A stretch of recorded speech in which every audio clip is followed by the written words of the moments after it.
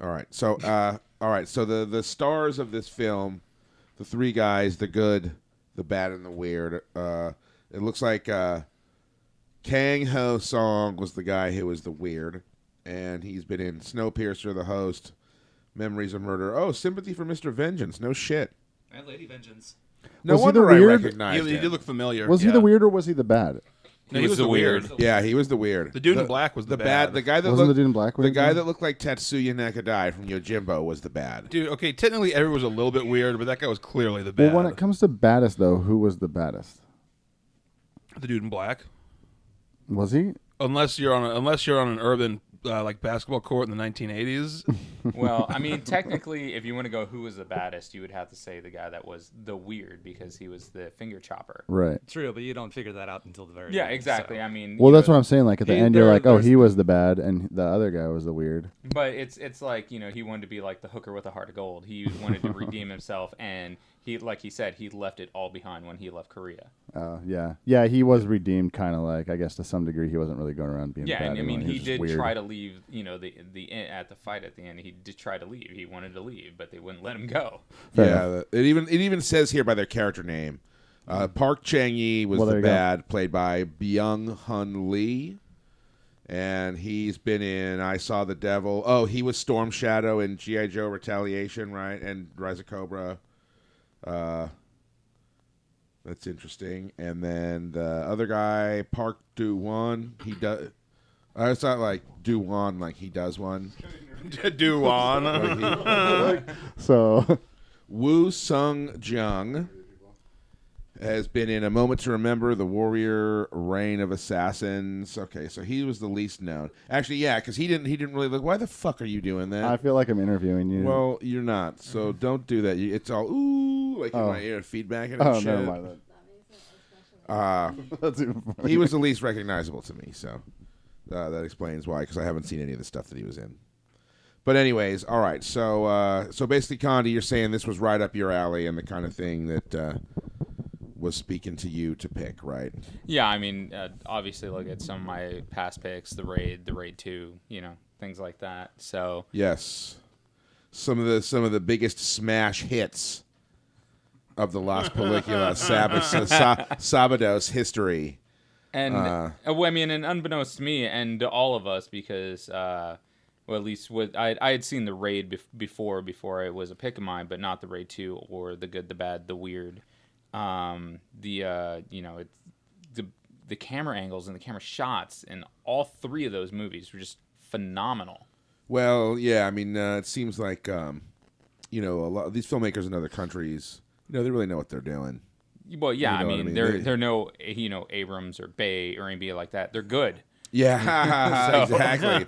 Okay, all right. Well, then let's go around clockwise and let's talk about. Let's everybody tell us about what you thought of the film. And Condi, as you are to my immediate left, and as you are. Did you want to start the other way, or did you want to go directly with me? Or? Well, okay. We can start with what? Who do you want to start with?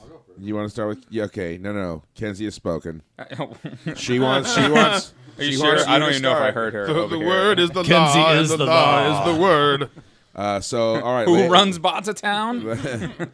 Lay it on us, Condi. What did you think? I loved it. I had a great time with the movie. I mean, it's a Western. I grew up on, you know, a lot of spaghetti Westerns.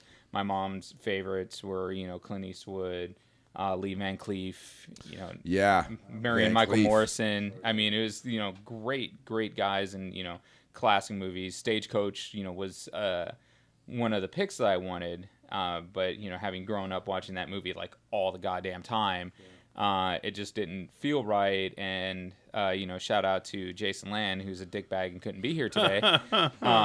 You know, as much as, you know, you've said before, as much as we make fun of him, and God, that's fun to do. He, you know, he doesn't watch a lot of the movies that he picks. So unbeknownst to him, he doesn't know whether it's going to be just a hunk of shit or we're going to love it. Yeah, it's kind of a crapshoot. Well, and that's a bold way to go. You know, it's a bold choice. Yeah, and I could have gone with a totally safe pick, and I had lots of safe picks ready to go, but I'm like, no. How could you lose with Stagecoach, really? Yeah, no, you can't. That's one of those like automatic 4.5, 5 films. Without you've seen it once in the past, but you just know fucking how good that movie is. Yeah. So I had to go with something that I hadn't seen, and just seeing the way that they were in the movie, and it's an quote unquote action comedy. A lot of the stuff is. I'm just giggling like a little girl half the time. Yeah, there was a lot of funny. Yeah, and the way they mixed that with the the action that they were doing and the camera angles, and like Chris pointed out during the movie, the some of the camera shots, like the one through the window where they're throwing the grappling hook on top of the house that they were on, and the guy swings through the window. Yeah. That was like one of the best shots in the movie. Yeah, it was cool. And at the end, with the total disregard of horses, fuck you, PETA. I love it. Because that was just like how westerns were made, in the 30s and stuff. They didn't give a shit about their horses. They were going to shoot it and make it into glue anyway. Actually, it's interesting that you bring that up, because one of the things that I found out on Wikipedia actually about this film, looking at it afterwards, because there's two different cuts of this film, right? There's a Korean cut that's 136 minutes long, and there's an international cut that's 129, and the end is different in each cut. We saw the director preferred international 129-minute cut. What did we miss? What did they cut out? Yeah, I'm really in the now. Korean cut, the end is happy, like everybody lives. But it's interesting. It says here on the wiki page about the alternate version of the film. In the United Kingdom, the British Board of Film Classification ordered 5 seconds of cuts to the cinema release due to scenes of horse falls judged to be animal cruelty that violated the Cinematograph Films (Animals) Act of 1937. I thought that was kind of interesting. They all voted it to be a video nasty. Yeah, right. Yeah, it's a horse nasty, because we kind of were talking about that during the film. Like, all of us at some point were like, "Ooh!" Like, there was a couple the stuff that was like, befalling the horses. And so it's interesting to note that we weren't the only audience that felt that way. Yeah, and I'm really glad we watched the international version, because this is one of those movies where had everybody gone away happy at the end, I would fucking rate this a 1, no matter how good the entirety is. The end of a movie can kill the entire movie. I think it's always good to go with the director's preferred cut. Oh, absolutely. I mean, it just, it kind of, I think it kind of goes without saying that, the director is the one he's the captain of the ship, basically, and she is the one with the consummate artistic vision that everybody is working to fulfill for them. So ultimately, in order to really get what the art was intended to be, you really want the director's preferred version. And this coming from the director in the room. With IMDb credit. It's true. I am. You're not the only one in you here. Can't. Asshole. No. Unless the internet goes down, they can't ever fucking take that away from me, man. Put that on my motherfucking tombstone. Directed films, and then the link on my tombstone to my IMDb the QR page. code they can scan. to go there. All right, Matt, you want to chime in? You want to give us your Sure, I'll thoughts? chime. Wow, great pick, Condi. Thank you. As Very, usual. very well done. Yeah. I gotta say, you do pick some good movies. The man was, I believe, the highest star average. Yeah, I Hey. think you probably are. Yeah, I had a lot of fun with this one. Lot of good action. It was a great blend of like the action and the comedy. There was a really there was a lot of good kind of like sight gags that were in there, like when the Weird, I can't remember his actual name. Isn't it Tae-go or Tae-goo? Tae-goo, Well, but yeah. we're obviously probably pronouncing it wrong. I'm but, sure. Yeah, like, I thought well- I thought it sounded more like Tae-go when they said it, but it was spelled Tae-goo.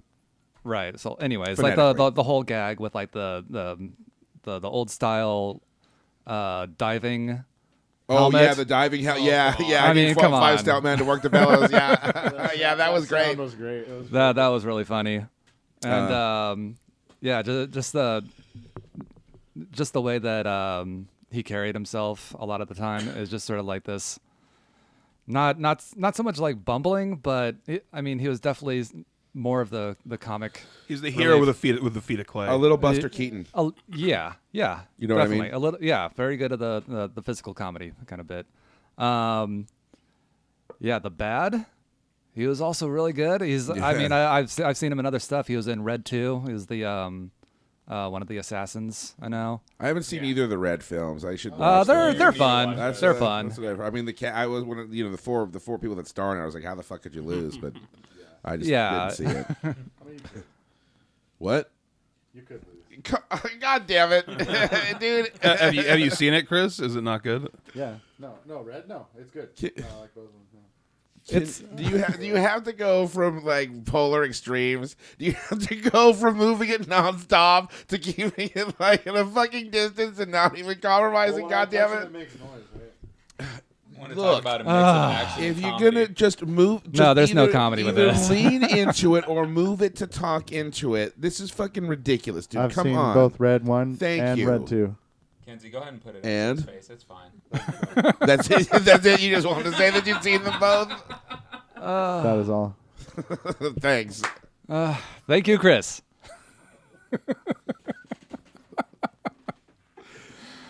Oh, All right. my goodness. Anyway, We need to get like the mics that come down from the ceiling, like in a goddamn boxing ring. Yeah, no, man, I'm telling you, ideally, and this would be funny, maybe listening back to this one day when we've actually invested the capital to make this happen. But ideally, we would have a table with the steel mounted stands that have springs like the ones at the radio station, and that we just all come up to the table and it's all hooked up, and I've got the board in front of me.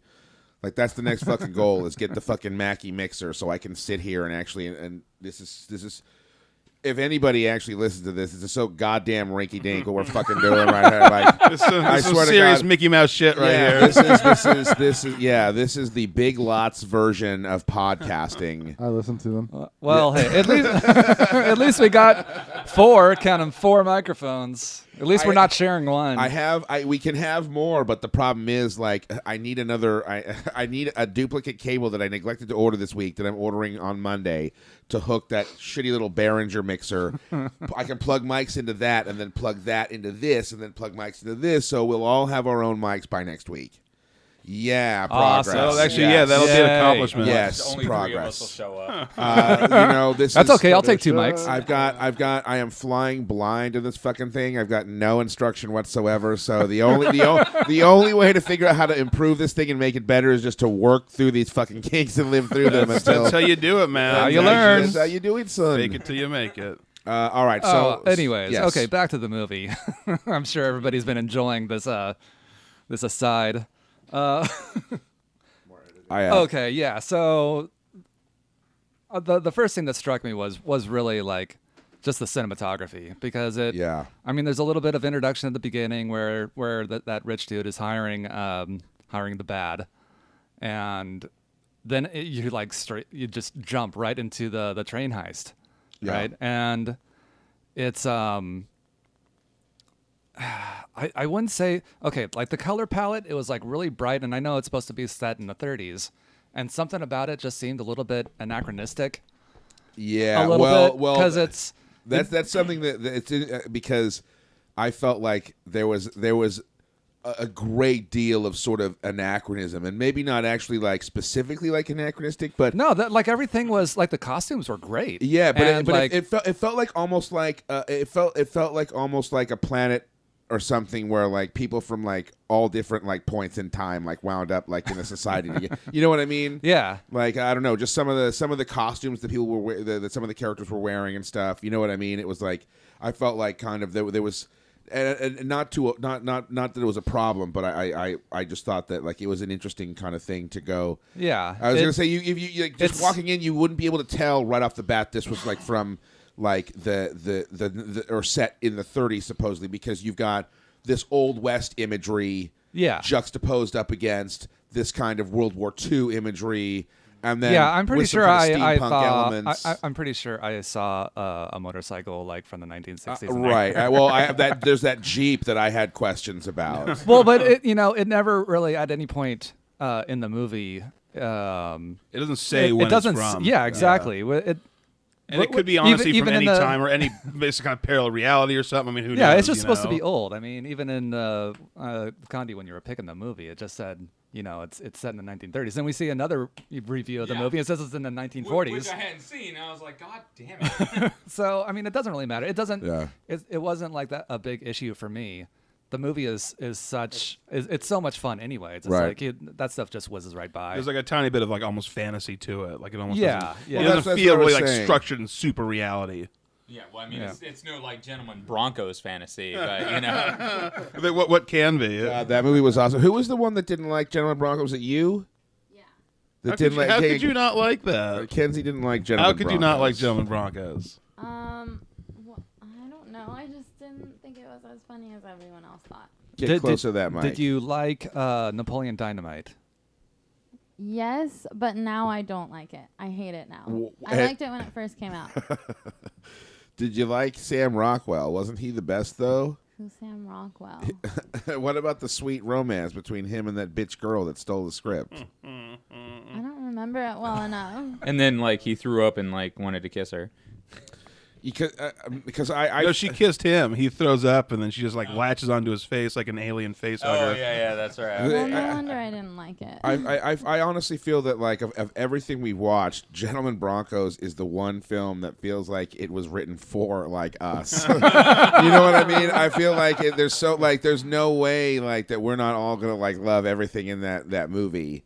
That it was something like for everybody. It was like if somebody had studied our group.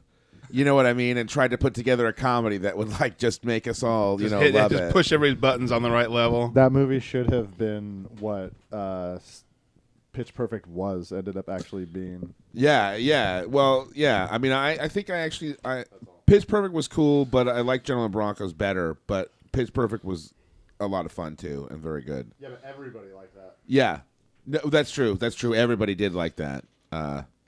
So I guess that would edge out Gentleman Broncos. That's bullshit. yeah. That's complete complete bullshit. It's like when there's like a champ, like the heavyweight champ, and everybody knows he's gonna win, and then That's like almost like saying that like because Avatar made the most money, it's the best movie or something like that. Yeah, It's fuck like- that. I demand a recall. It isn't? And whatever comes out, I demand my old job back. Nice callback to Eye on the Prize. I mean RoboCop. or Robert Okoff. Yeah, there you go. All right, so John. Yeah, I liked it a lot. I thought it was a good pick. It reminded me of. I don't know if you've seen the Takashi Miike movie, Sukiyaki Western Django. Yeah, I thought of that. Oh yeah. Yeah, it reminded. In fact, for a split second, I thought that was what it was when it started. But Miike's is a little more out there and considerably less humorous. oh yeah, no, it's less fun for sure. And I mean, they both have a lot of really good cinematography. I think this one was a little more Oh, yeah. picturesque. I like the score a lot. The music was really good. Definitely some Oh, good yeah. choices. Both original music and the songs they chose to play, like actual real like soundtrack songs. Let me see if I can. I find was gonna what bring that's that up. for. One of the songs. I think it was the first time he starts trying to get away on his the motorcycle with the sidecar. Like the background score sounded a lot like some sort of J.G. Thirlwell kind of. Yeah, yeah, totally. It says here on IMDb, original music by Yeong Gyu Jang and somebody named Dalparan. Dalparan. Dalparan. Dalparan. I'm looking him up. I wonder if Known that's toxic. for The Good, the Bad, and the Ugly, A Bittersweet Life, The Thieves, The Frontline. Oh, these are all Korean action films. Wow, 11 films. These are probably all worth seeing. Probably all pretty good. Yeah. Man, I'm telling you, the Asians, they know what fucking time it is with the action flicks. But yeah, I liked it as the kind of thing that they didn't paint a clear black. Everybody had motivations, like you don't know who to root for. Right. They all had reasons why they were kind of good and bad. Oh, here we go. Composer weird. Yang And weird, Yu yeah. Jang. Yang Yu Jang was composer on Sympathy for Mr. Vengeance and Three Extremes. Oh yeah. Yeah.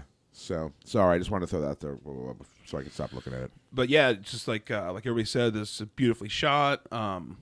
Just the acting was good. Yeah, just all around like a great movie. And something's been on my radar for a while. I hadn't. I remember it did play in town at like the Landmark theaters. I remember seeing it like in the emails they send out. Yeah, and then Pay the Cat or it's something. been on the Netflix live, the instant queue for quite a while. And it's one of those things that I've been, meaning to check out, but I just never got around to. So it's cool that I've been, wanting to see it for a while. So I'm glad to get that out of the way and get it watched. So yeah, I would definitely, I think I'd give it, I think 3 or 4 stars. Well, you don't. Well, I guess You don't have 3. to decide. You don't Yeah. have to. You could. We'll probably go around anyways. Okay. 'cause- You Yeah, could. You could go let around. it. You could let it steep. Oh yeah, I'll simmer that for it. But yeah, but really good. I liked it. Good movie. There we go. All right, Kenzie, tell us what you thought of The Good, the Bad, and the Weird. Okay, well, this is another one of those movies that I would never have watched if you told me what it was about. I would just reject it right off the bat. Of course. Yeah, but once again, I'm surprised at how much I liked it. And going back to The Raid, same kind of thing. I don't want to watch a movie about just a bunch of people fighting and yelling in a language I can't understand, and I have to pay attention to subtitles. The But no, voice of they're the always people. My next pick is Conan the Barbarian. No. You're gonna love that. You want to talk about not having to pay attention. You just gotta lay back and let it do its thing. Conan, it's just like the scene in when he has that girl. He wraps you in a big animal fur, and he lays you down and he takes you for a ride. It's literally like the Ed of movies. Yeah. Just sit back. Let it do its thing. Just close your eyes and think of Christmas. No, think of Conan. You're gonna love it. It's only rape at first. I still don't want to see that movie. The rape analogies aren't selling it to you, huh? No. Yeah. Back to the lecture at hand. But yeah, so you found yourself entertained and engaged, and we're digging on it. Yeah, I liked it. And I really liked the weird and the good. And out of all 3 of them, I would have banged the good, by the way. I think that's important, too. Lou Diamond Phillips on. Nice. Nice. Yeah, and then, I don't know, even after finding out that the weird was the finger chopper, is that what he was called? Yeah. Okay. I still liked him and didn't care, and I was like, yeah, he should just walk away and be fine. So Yeah, that didn't bother me at all either. I was like, cool. Can a Yeah. man start over? Yeah. Yeah. So I guess maybe the other alternate ending would have been better for me if it had a happy Disney ending. Yeah, which I think it did. That's kind of what Wiki described. I'd still be interested to see that too. Well, yeah. Now having seen that, it would be interesting to compare and contrast the two. As far as endings, it's been so long since I've seen it, but the ending of the good, the bad, and the ugly, how did that actually resolve at the end? Because I remember the standoff with them all kind of standing in the triangle before their, the 3-way showdown. Yeah, maybe we can look But Well, let's see. because I couldn't remember, and when in this movie, when they're kind of staring each other down, I was kind of expecting it to just cut to black. You don't know what the outcome's going to be. I thought it would have been kind of like a really cool kind of ambiguous kind of ending, but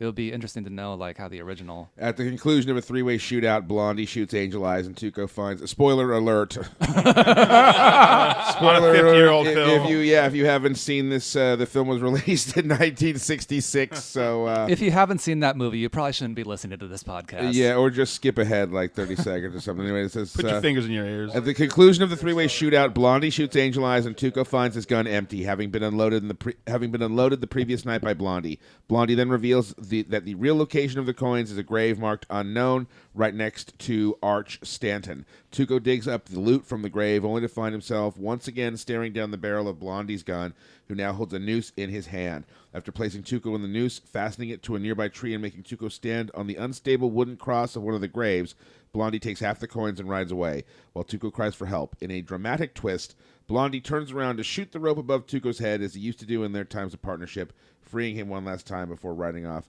as Tuco screams in rage. And it's funny because I have a friend on Facebook, and she has a bird named Tuco that she talks about all the time, so I cannot hear that name without thinking of her silly ass bird. Okay, well that's cool to know how it stacks up against the original, I guess. Yes. So, anyways, Okay. All right, Chris, you want to get in on this? I wasn't done yet. Oh shit! Sorry. Okay. Well, please, forgive me. Continue. Okay. The other things I liked about it were the soundtrack and the landscaping. I thought was really pretty. Yeah, Once again, these are just so pretty movies. That's was all actually- beautiful. That's what I wanted to ask. Can somebody look up where it was shot? Because Okay. I mean, I don't know where that desert was, but I'm thinking. I mean, it could have been in China or something, because there's desert there. I think, right? China's huge. yeah, the Gobi Desert's Gobi pretty Desert. big. Yeah, that's what I'm thinking. And They have plenty of desert in and China. there's desert. I mean, if in the U.S. and Europe and where any fucking continent, pretty much, but Antarctica, they could have shot it on and had desert. So I'm curious to find out where they shot it. So do you? Oh, and then one more thing. Sorry to cut you No, off. no. Go ahead. It reminded me of a video game.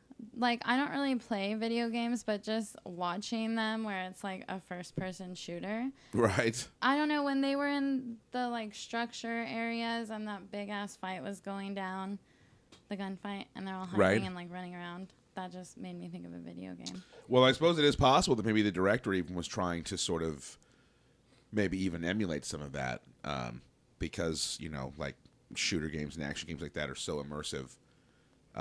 Perhaps he felt, maybe for the action scenes, who knows? That's an interesting point, because it kind of reminded me of that movie Gamer in a weird way. It's like during some of the action scenes, and that had a video game connection. So Okay, sorry to break in. No. It said you had an interesting time finding your locations. The answer was, I thought about 3 possible locations of the film. One was China, another was Australia, the same place as Mad Okay. Max was filmed.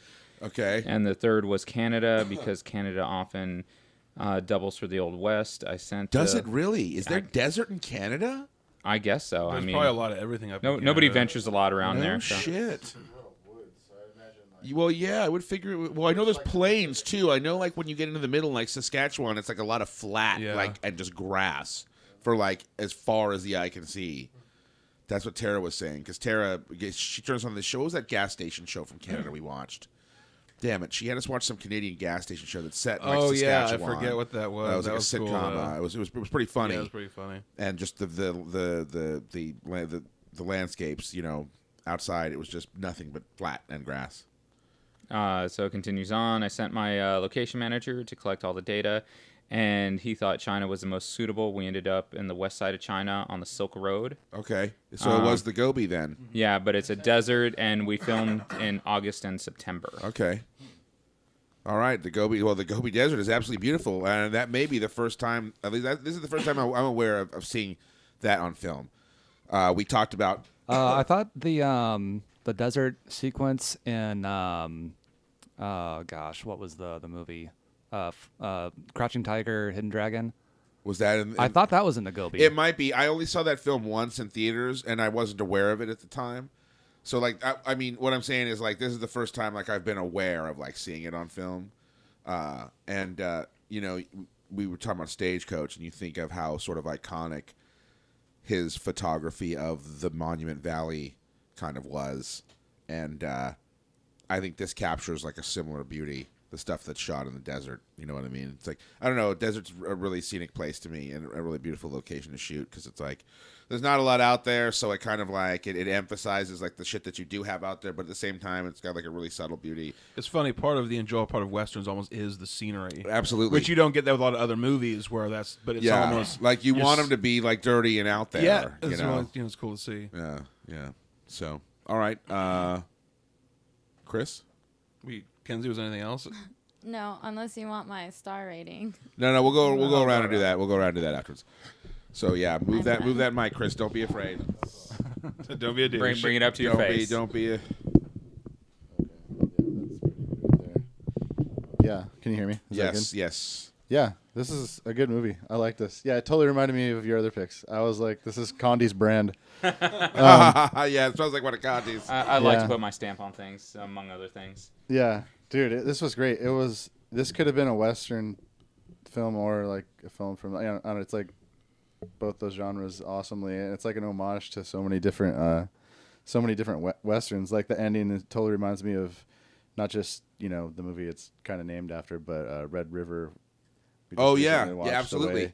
The shootout. In fact, I thought that's kind of how the shootout was going to go, where nobody Yeah. actually like dies except the one bad guy or whatever. But it totally Yeah, way differently. it had some stuff that totally reminded me of Red River as well. Like what we mentioned, like the part where like shooting the dude's hat out of the way. Yeah. Like, where he's going to pick it up and the dude like, keeps like shooting it. That's just like in Red River when like John Wayne's going for his gun and then Montgomery Clift's like shoots it, or the other guy, and it flies away. Yeah, and the whole thing about them being like like the best of the shooters or killers or whatever is like the same kind of thing. The way those two guys had that that rivalry going Yeah. on, it had a lot of parallels or whatever to that. But Yeah. the cadence of this movie was really interesting. It was really fast, like really really fast, and then like really really slow. Like it was like running intervals or something. You're like, and then it was like silence, like really loud. Everything about it was like on, and then like off. Right. Yeah, I even on, noticed like in the like off, yeah. soundtrack. Yeah.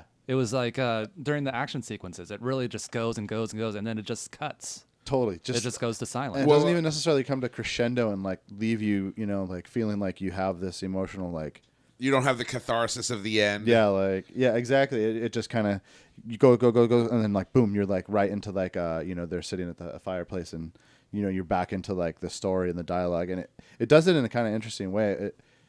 It was weird at first. Was that too loud? Sorry. No. But at first it kind of threw me. I was a little bit disoriented, but then you get used to it. Like, okay, here comes the next cycle or whatever. Well, kinda and I that. think it's funny that the score to this film has come up for everybody. Yeah. In a way, like it's funny. Like if this was like a group of people that like I didn't think had, and I don't want to make us like me or us sound like some kind of like elitists, but to a more like sort of less astute movie group, I would think like if the soundtrack came up that much, like I almost might think that's bad because you're not supposed to notice it.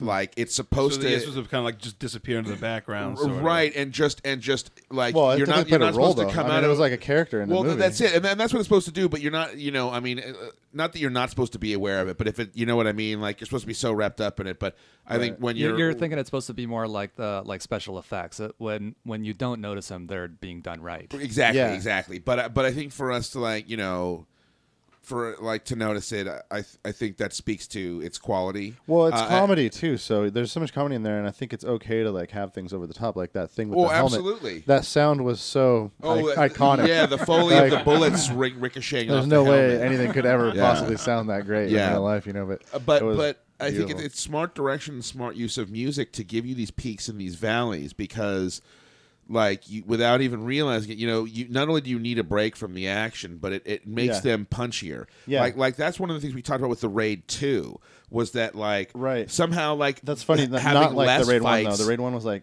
the a Raid sprint one was the whole like way, yeah, almost, yeah, you and feel like. one long Yeah. fight, and you're like, holy shit. Yeah, where but, two is, but like, by intervals, having yeah, these you- breaks in between them, Totally. it gives more punch to the ones that are in there. So Yeah. even though there's less fighting, you don't feel like you've got less fighting. Right. You're still like, holy shit, white knuckle gripping you're the arm of your chair. And Yeah, you definitely it's the- feel that. Oh, sorry. go Oh ahead. no, it's like the quality of the fights, and then Yeah. you have this just super badass fight scene, and then it breaks into like he wants to talk to his wife kind of thing. Well, in the Raid 2, and then this one, Yeah. you have like that great great train scene and everything else, and then it kind of winds down a little bit, and everybody goes their separate ways, and then the bad he's at the his quote unquote boss's office, and Yeah. then I that was shit like- goes down. It was like the perfect credits scene, like introduction.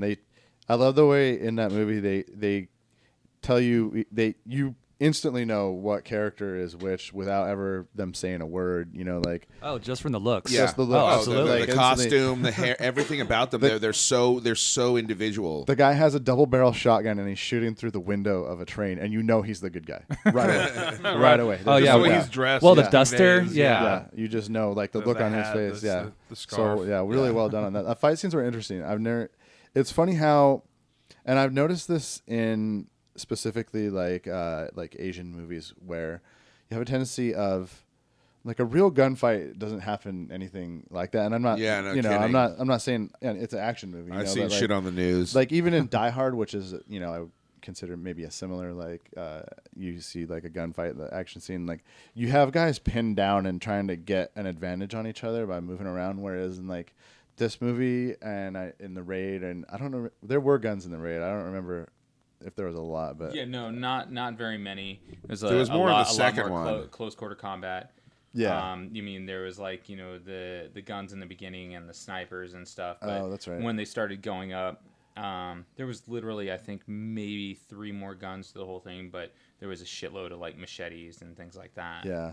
I guess I'm thinking more of like Jet Li movies and stuff where you have this tendency for characters that are armed to run after like the other characters, like gain an advantage by running up either close to them or like by them or through something. There's a lot of like running through doors with guns in this, and like I love the recklessness, like Yeah. like you said, like with the guns, like they don't even, there's no attempt to like take cover or, you know, like well, they don't have the place same a kind of well-aimed social shot stigma, 'cause- I think. because they can flip through and shoot hats off. Threw And off stuff. balls The to the marksmanship wall was like with doing insane. Like, yeah, it was cool though. It was like a really cool twist on a western. Yeah. Really interesting western. It's another one of those things where it's obviously not realistic in any way. No. I mean, it's one of those movies where it's like, oh, like how many bullets are in this magical Yeah. gun? Right. I And know they- that. now he's out of ammo? Yeah. But you Ta- don't care. Tegu, No. he No, was so it's he was fun. Yeah. like it was Yeah. just so funny the way like it was almost like the guns were like a part of his hand. His two what were those Lugers that he had or whatever he had. Yeah. And the I way like he just that. shot so much, I don't remember seeing him ever reload. Yeah. He did in the beginning. They Yeah. had him- Did they- he? it seemed like Okay. it's almost like they made a point of showing him reload in the beginning, and they kind of forgot. Okay. Yeah, exactly. He reloaded a couple times in the beginning, but like after that, he never did. Yeah. And then But you don't care. when the good when I just as long as the gun keeps shooting, whatever. Yeah. And anytime the camera cuts off of him, he's reloading. Yeah. Yeah. That's it. I might be that's what they wrong, want but- you to think. And then when the good was chasing like Tegu, after the train, you see him like opening up his double barrel and like reloading while he's running. And the only other time you see him reload is in the in-fight scene when he's riding through and he's got like his shortened 30-30, and you see him reloading while Feels he's like- riding his horse.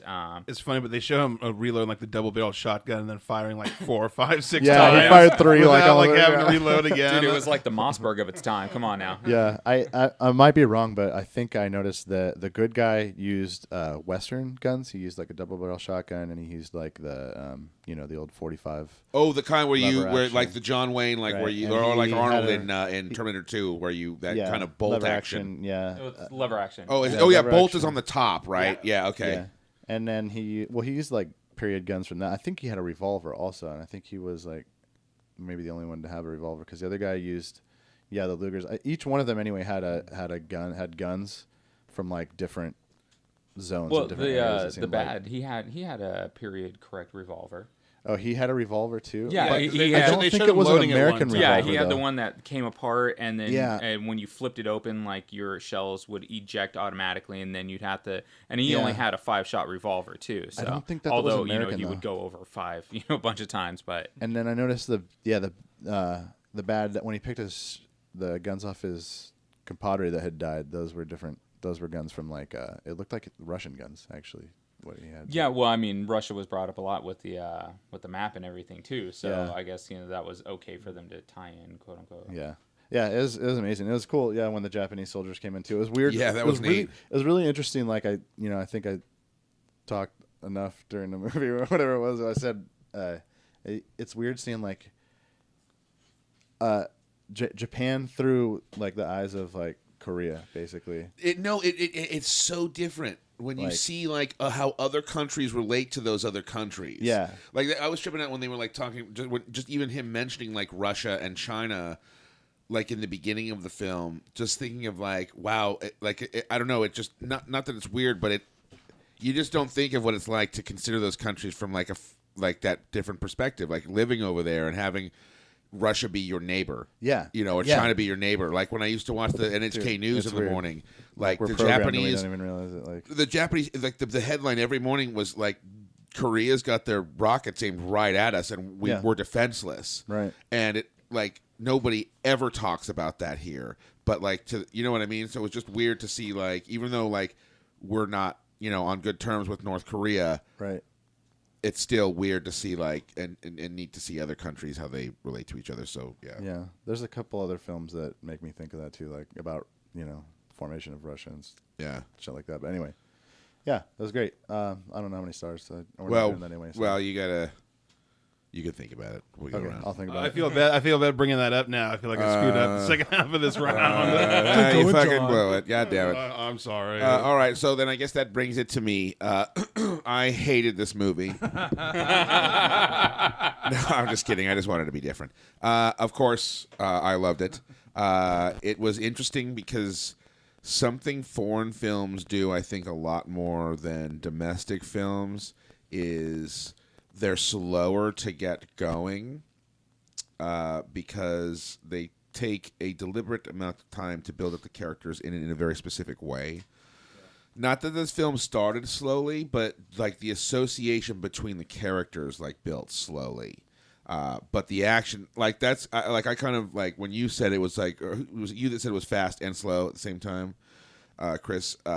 Like that's kind of what I thought. Like it was all this really fast-paced action and all this excitement, but at the same time, the story was slow to develop. Yeah. because there's no rush. That's pretty typical, too, right? I mean, in foreign films. Yeah, well, a good film that I American always like films to just don't that really- I always like to bring up in when I experience this phenomenon is The Wages of Fear. The Clouseau film. From, Yeah, that's a from real 50, slow boil. 50 Slow like boil. the That's first, slow boil. especially the first time you watch it, once you've seen it once, you know it's no longer slow. But the first time you watch it, because you don't know these characters, you don't know where where it's they're going. going, Yeah. you don't know what the point is of them establishing these relationships between these weirdos. But then It takes like 45 minutes for them to even get into the trucks, to get on the right? road, right? But then once they do, then all of a sudden it hits you like a ton of bricks. Oh, like okay, now it matters. Like there's a huge payoff for it. Because you have to have a reason to give a shit about those characters, and their because- relationships are important too. Right. So they have to establish all that stuff before they get in the trucks. It's about more than just Right. them So driving. whereas like the first time you watch it, I think the tendency is to think that it's like a little maybe slow or boring. It really isn't. It really is just taking its time to do what it needs to do for the story to be told properly. And I definitely think that's you find that more with foreign films. I think with American films, especially if we're talking like American action films, there's way more of a desire to jump you. You know what I mean? Like even Yeah, character they want to development. go straight to the action, Right, And, and- have you care about the characters just because of the main characters, Because of, like- because they tell you, that, Right, oh, and- you should care about these characters. Exactly, or you see them do a couple of things that some cliched situation that puts you on their side right away. The save the cat thing. The hero like saves a cat out of a tree, and you're like, oh, okay, awesome, I like this guy. So now you're on his side till the end. You know what I mean? Whereas this. The relationship between these three characters is so unique and complex.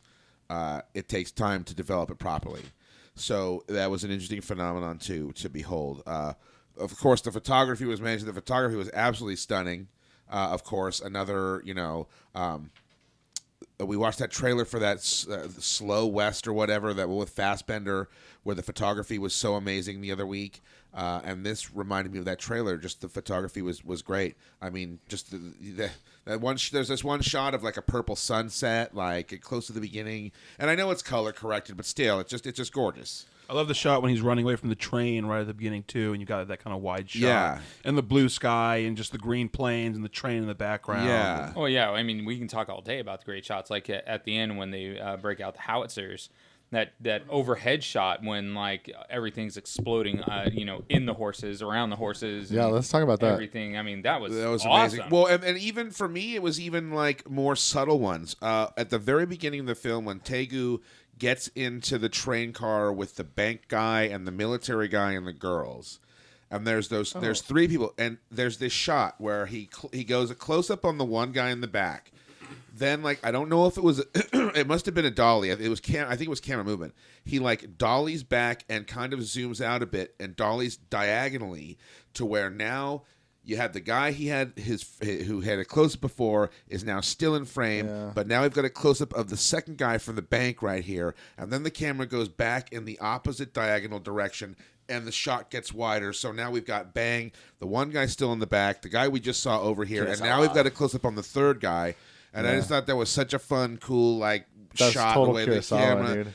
like, you know, it was, you know, Shot to shot it was without just, cut, like yeah, it was, frame it to was, frame, it was like- just like, you know, creating action within the frame. Yeah. With you got characters standing still, but he's still creating like a dynamic sense of movement within a frame where people aren't even moving. Yeah. So there was a shit lot of was that. really Like great. on the train, you had all that motion in the background, and Yeah, like, yeah, absolutely. the horses. You know, there's like horses always moving. There's something. Yeah, blowing it's up a very constantly. busy. Everybody, they're on a bike. You know, there's a lot of a Yeah. lot of movement, and then boom, like stillness. Yeah, like And then the production design on the film was great. The costumes, it was so vibrant. We talked about like how you know, it felt like there were many anachronisms, but I felt that worked to the film's credit in building this really kind of like I said, vibrant, unique, like interesting world that Not to almost mention felt like immersive. yeah, exactly. The whole what is the town called where the ghost the town? ghost was it called the ghost no, town? like market, Ghost ghost some- market, Ghost Market. Ghost Ghost, Market. the ghost market. Like when they're having the fight through there, it's like very immersive. Yeah. It's like you Yeah. have the feeling that it just kind of goes on forever. Yeah, and and like I said, it almost feels like it could take place on another planet. That's one thing I wanted to mention about this too. We're running out of time, but another thing is that the number of other films that this movie like made me think about was like staggering. It reminded me of not Kurosawa, of a Tarantino film, in the way that I felt like it really wore its influences on its sleeve, but whereas with like Tarantino, and this is not a problem because I love him and the man can do no wrong as far as I'm concerned, but like you'll see stuff in his movies that you can go like, okay, he took this from this movie, he took this from this movie, Or you'll be watching a movie and then you'll see a scene and it's or a like song, and it's like, oh, that's where Tarantino got that from. It's because Tarantino is such a fan, and that his films he was, are like, super homages to fan. films he loved. Now this was too, but I just jotted down a few. At some point, this movie totally reminded me of Yojimbo. It reminded me of Star Wars. It reminded me of Indiana Jones. In fact, I thought Tegu was almost kind of like an Indonesia Jones, basically. Indonesia, Joe. even to the point where like the car dragged him behind. You know what I mean? that It was was a they straight totally did call. that. It was a definitely an straight call. homage, and like, yeah, But his costume, he reminded me of fucking Star-Lord from Guardians of the Galaxy. And it wouldn't surprise me to find out James Gunn is a fan of this film, and somehow even the character in the costume just sort of reminded me of Star-Lord a bit. Well, I can see Indiana Jones because he always had to have his hat. Well, yeah, that too, Yeah. right? Stagecoach, of course. Right. Kung Fu Hustle. I was definitely thinking that. And that it's action packed, but there's so much funny as well. There's so much to laugh at. Will you stop moving that fucking thing? never again. You're such an asshole. You win the asshole of the week award. Goddammit. I'm gonna get some Sorry. kind of like wireless Bluetooth headset mic for you or something, so that like it can never be an issue again. And then sorry. handcuff his hands behind his Yeah, back. no shit. Hannibal That Lecter looks you solid. up. I'm gonna Yeah, fucking, don't give him a wireless one because he's gonna pull a naked gun and go to the bathroom. Yeah, take a fat shit. This Let is us how you all get hear it. ants. He's gonna have diarrhea. So like yeah, because Kung Fu Hustle, that was what was so great about it. It was so action packed and so hilarious at the same time. There was so much funny to laugh at. Mad Max. Yeah, I mean very Road Mad Max. Warrior, and then even like when he's got like the kids in like the motorcycle, I'm Yeah. thinking of like Beyond Thunderdome. right. You know what I mean? Oh, and the So- helmet too was kind of like what's his face, the guy he fights. In What, the- Master Blaster? Yeah. there you go. There you I go. guess. All right. But I thought the homages were less sort of obvious and specific as like than say like a Tarantino one. So I thought that was pretty cool too. Yeah, and the story it's like it's not for dummies. You know what I mean? Like I like that it allows itself to be complicated, and I love that whole sort of the enemy of my enemy is my friend, or the enemy of my friend is my enemy dynamic between like kind of, you know what I mean? Everybody had different motivations. You know? Yeah. It's like an ensemble cast thing. Well, where, and like, even you though the know, good and the weird were kind of like enemies, they also were kind of There was like cooperation common going friends. They on. had to Yeah. be Kind of right, frenemies. right. So that was neat. Frenemies, yeah. So to basically to stop being long-winded about it, yeah, I thought Too it late. was pretty. I know, right? I thought it was pretty bitchin'. Another solid pick. The one thing I do want to say, just for the record, is the actual, because according to IMDb, this film is set in the 1940s. Yes, But that you is said, true. But you said according to Netflix, it was set in Netflix, the it 30s, says right? Manchuria of the 30s, and then on the wiki it says Manchuria in the 30s Okay. /40s. Okay. Well, I was gonna say because It's ambiguous. We'll give it to you. it is. Yeah, I was gonna say because I mean if it says both of them are like World War II, so really World War II kind of was going on from 1933 until It might have crossed a boundary during like between both decades. yeah, but over the course of the film. but we'll let it slide because you can't exactly pinpoint a year, and it's kind of like with Dick Tracy. It's in there enough that Yeah, minus the big shoulder pads. yes, unfortunately.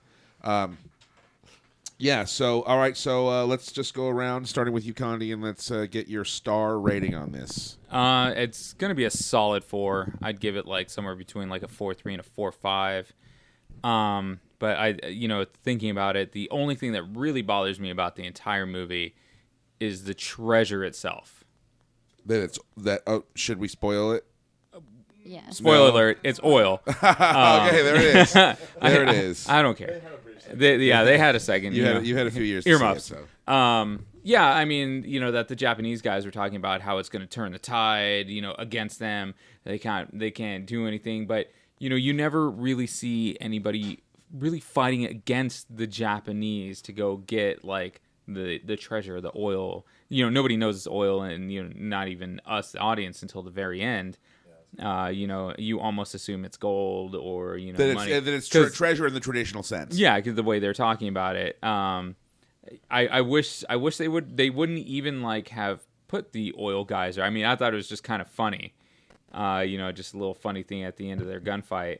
But But I think it was sort of a thing that in the world that they were coming into, oil would be more valuable than gold. Yeah, Or I as mean- valuable as gold. that's and true. like the thing with the Japanese, I mean, for a war effort, I mean, you don't need gold.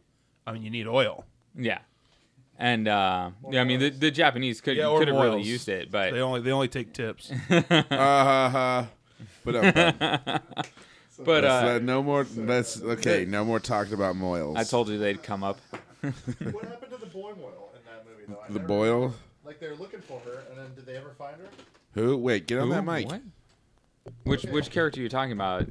Yeah, remember they're looking for the boy Moyle, his the boy partner? girl, okay, The Weird's partner? Is that who you're talking about? Man, girl. yeah, man girl. He dies. You remember he's getting dragged by that dude, and then yeah, Like when they were fighting. Unless I think Not they just paying recovered his attention. body, but he was dead. Oh, Yeah, okay. no, well, Then they never were- mind. Remember that was the end of his suit. Yeah, they were fighting. the end of They were this? fighting in the ghost market, and the Bad and his boys were leaving, and the last horse was dragging Manboy, and the Weird was just like screaming his name, and so the Good shot the guy on the horse, and I think shot the horse too. Yeah, I think he did shoot the horse. Still looked like he honestly. did. What's a few horses? There's What was probably the a few dead significance ones out of this that movie. character at That's all? the easier target to hit if you think about it. Shoot the horse. That's instead what of the they would have rider. done, and literally that's what they did do a lot of in the West and I everything believe it. else.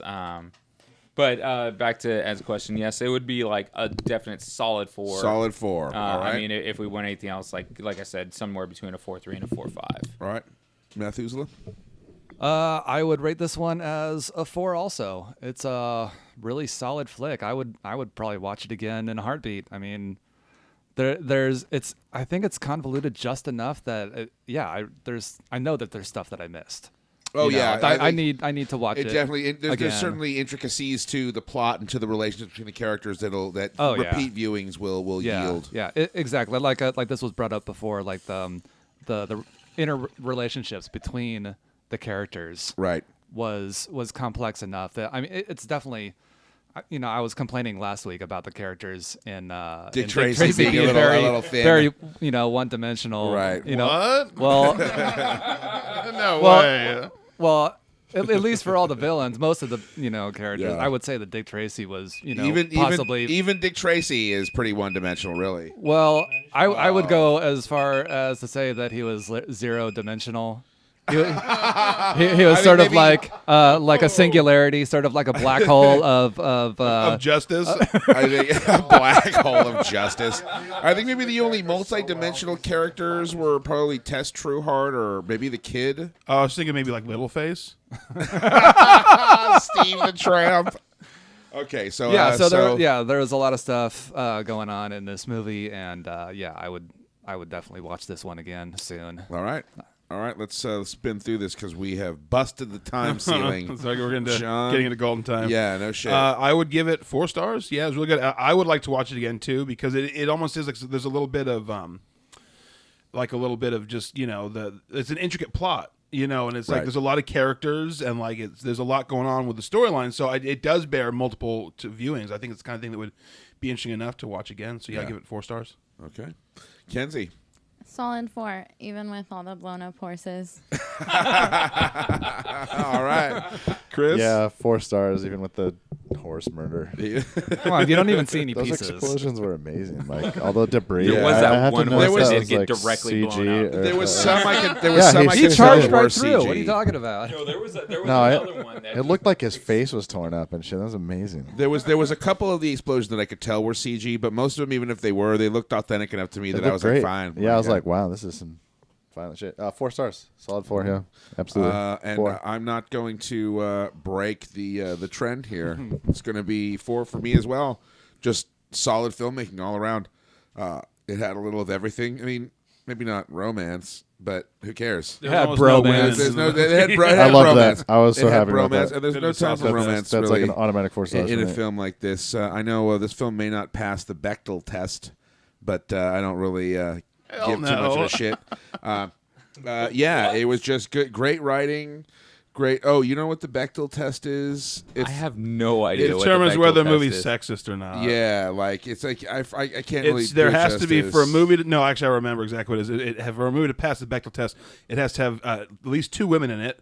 During the movie, they have to talk to each other and About something other than a man. Right. If Yeah. it does all those, which surprisingly very, very, very few movies films do, then it passes the Bechdel test. This one, other than the hooers in the train car at the beginning, Oh, you I fucking hooers. don't know there's any other women, so this would Hail not to the pass. No, there's other women in the opium den. There's Granny too. I forgot about Granny. Oh, and Granny Oh, yeah, talks. that like, but was- not to another woman. Granny. That was well, really funny. yeah, that's true. Does she talk? That Yeah, was no, really funny. she talks like when she's trying to give him the candy. Oh, when he that's finds right, her like yeah. sleeping in the In fucking where he in the left cupboard. her. Yeah. Okay, so yeah, so 4 stars for me too. So if you are listening out there, go check this one out. It's a ton of It's on fun. Netflix Instance. You can just watch it streaming. Maybe not yet, but that's not the attitude, man. I'm telling you, James Rolfe doesn't fucking work. This is all he does. So like, this is we're aspiring. It starts with the 1 and it grows to the 1,000. We're aspiring to live the dream here. It starts with the 1. It grows to the 3, maybe 4. Yeah. So, all right. So, yeah, that'll do it for this edition of Las Películas Sábados Gigantes. Our theme, the improper 1930s, will continue next week. With my who? pick. Who I'm they? gonna win. You sure? There. You heard it here first. That's what we'll be discussing. We'll be discussing Dr. Matlis's picks. Unless Next Jason week. Land comes, I predict him or Sniggle win. If he brings Snake, yeah. She'll show up, win, and then disappear. again. She's pretty lucky. Well, no, because she's been here already once to not win. Yeah. Well, I'm saying if she Whenever showed up Matt's again- that confident, he loses. He Yeah. just jinxed himself. Okay, so yeah, so let's go around the table again in clockwise order and introduce ourselves one more time. This is Condi. I'm Matt. This is John. Kenzie. Well, do that again for reals. Kenzie. There, all right, that'll do. Kenzie, And goddamn it! hoopla. All right, and I'm Ed, and we will be back next week with another amazing podcast for you. So thanks for listening.